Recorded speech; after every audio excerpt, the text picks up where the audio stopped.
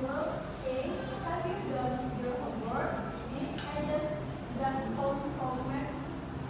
Sorry. Instead, meaning not yet, because I'm busy. Next, theory comparative principle. According to HP, base effective communication happens when speaker and listener cooperate on communication. This idea is known as the comparative principle, and it is a fundamental concept in the study of property. Greece explained the composition effectively for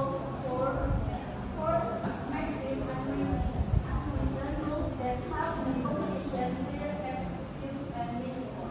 The first is maxim of quality. Quality E has an informative explanation, and the second maxim of qualities C what is true, and the third maxim of relevance be relevant, and the last maxim of manner be clear and orderly.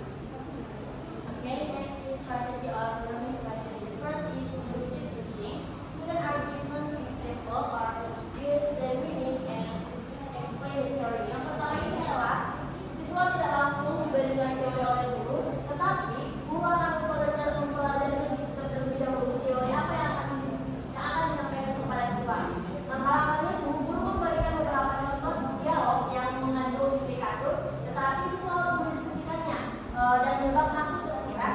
Dan itu juga guru harus menjelaskan teori pragmatik dan prinsip bagaimana cara mengerjakannya. The next is role play. Create dialogue containing implicator.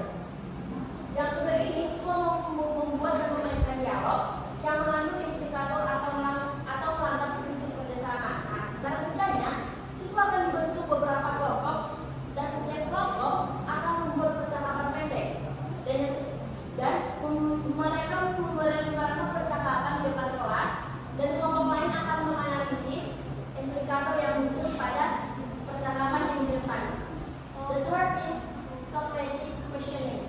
The teacher asks questions to explore student understanding. Yang ketiga ini adalah guru akan menggunakan pertanyaan-pertanyaan mendalam untuk menggali seberapa jauh pemahaman siswa terhadap materi yang diberikan guru. Nah, contohnya nih, mengapa kamu berpikir pembicara B itu tidak menjawab secara langsung? Nah, manfaatnya itu untuk apa? Guru akan mendorong siswa untuk menganalisis secara mendalam lalu mengembangkan keterampilan berpikir, reflektif dan kritis. Next is media use. Use video, meme, or film as analysis material. Yang terakhir ini adalah guru akan menggunakan media seperti menonton video, menonton klip film, dan menganalisis secara material. Yang terakhir ini di sini guru akan membuat pembelajaran lebih menarik dan kontekstual atau mempermudah siswa melihat contoh nyata dari penggunaan pragmatik dalam kehidupan sehari-hari. Jadi, kesimpulan strategi ini tidak hanya mengingat teori saja, tetapi memahami dan menerapkannya dalam kehidupan nyata. Baik itu meningkatkan keterampilan, berpikir kritis, berbicara, mendengarkan, dan kolaborasi. The next is factor influencing implicator. The first is context or situation, time, or place. Indicators heavily depends on context. The hidden meaning of a statement can vary based on the situation, time, and place in which the conversation occurs. For the example, it's cool here.